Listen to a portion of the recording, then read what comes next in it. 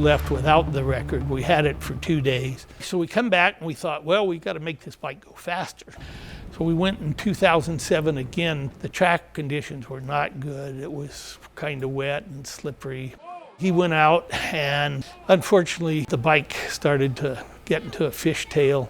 He crashed a little over 300 miles an hour. He was not hurt, but the bike was pretty well messed up. We were racers, you know, and it's like, we got to get this record back. And we went out in 2008 to set the record. Really struggled out there with various problems and ended up, the handling was an issue. But in the very end, we were able to up that record to 360 miles an hour. So we again had the record and thought, well, good, we'll keep it for a while. Well, lo and behold, they go out and they run 367 miles an hour.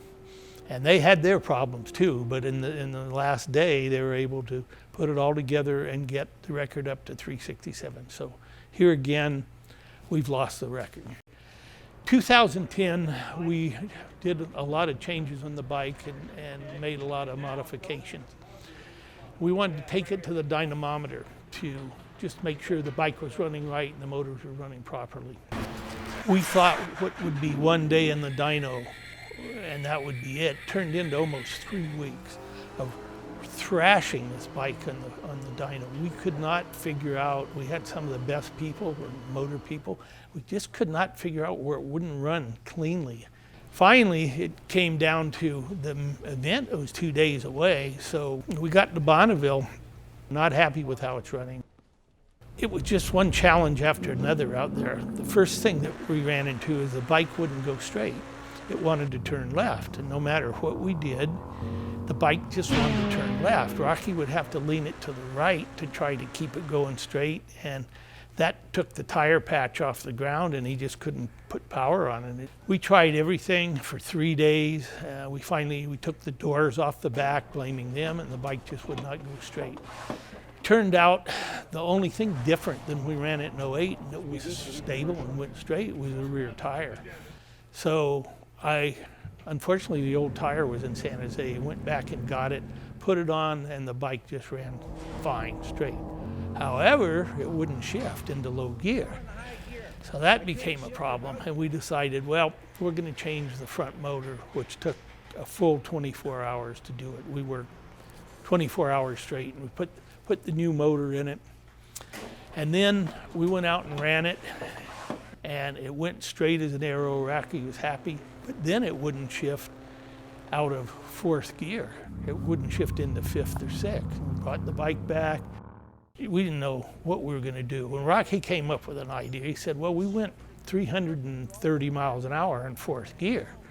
He said, can we gear it high enough to go over the record of 367?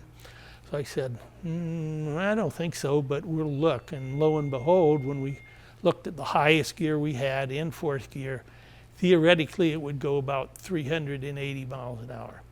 So we put the highest gear on it we could. We pushed Rocky off, and he made a run down. The bike accelerated so slow, we passed them up in the truck by about a 1/4 mile, and we're going, Rocky, come on, you know, but it was so high geared, it had a 220 mile an hour low gear.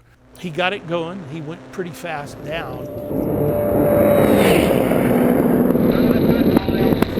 And then he came back, he was well over the record down, and he came back and it was pretty slippery and miserable track. So he came back 1 mile an hour under the record between the 2 passes. So we turned him around. We said, all right, we got one more shot, because meet was ending. Mike's insurance was running out at 6, and this was about 5:15. Said, okay, Rocky, just go get it. And he went down, he went 394 miles an hour in exit speed, and he set an average record of 376. And the record has stood since then, and here we are in 2017. Nobody's been able to best it.